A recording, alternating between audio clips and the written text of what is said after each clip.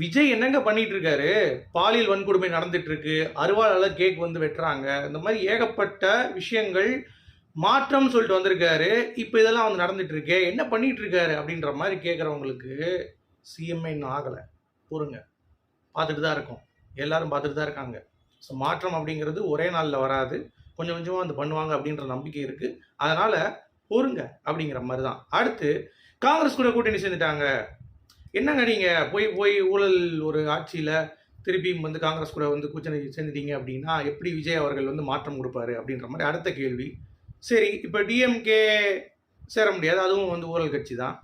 ஏடிஎம்கே சேர்க்க முடியாது. அதுவும் ஒரு ஊழல் கட்சி தான். மக்கள் தான் நம்ம வந்து குறை சொல்லி ஆகணும். ஏன்னா, மக்கள் பெரும்பான்மை வந்து விஜய் அவர்களுக்கு குடுக்கல. இல்லாட்டி அவர் வந்து போயிருப்பாரு. இப்போ தொங்கு சட்டசபை ஆயிடுச்சு.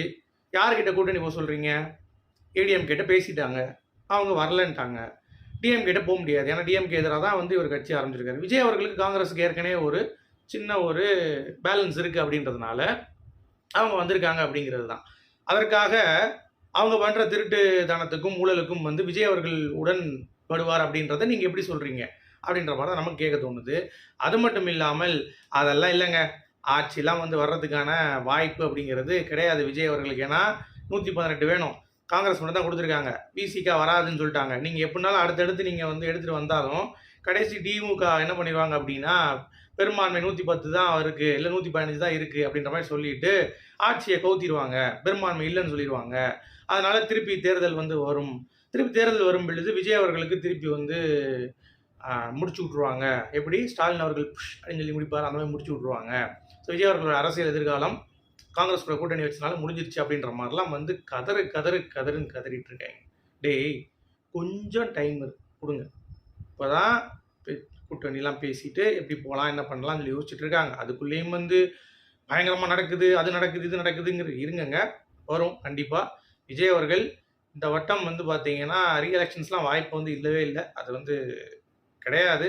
கண்டிப்பா பெரும்பான்மை நிரூபிச்சுருவாங்கங்கிற மாரி தான் இன்னும் டைம் வந்து குடுப்பாங்க அதுக்காக. அதுக்குள்ளேயும் நம்ம வந்து பேச வேண்டாம். ஸோ வெயிட் பண்ணுவோம். அடுத்து இவிஎம் மிஷின் ஹேக் பண்ணிட்டாங்க.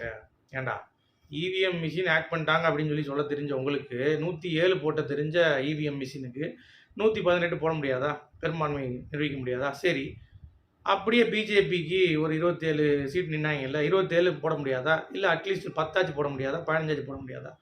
சும்மா வந்து இவிஎம் மிஷினை வந்து ஹேக் பண்ணி விஜய் அவர்களுக்கு வந்து போட்டாங்க ஓட்டு அப்படின்னு சொல்லிட்டு இவங்க கதைக்கிட்டே இருக்காங்க. என்ன வேணாலும் பண்ணட்டுங்க.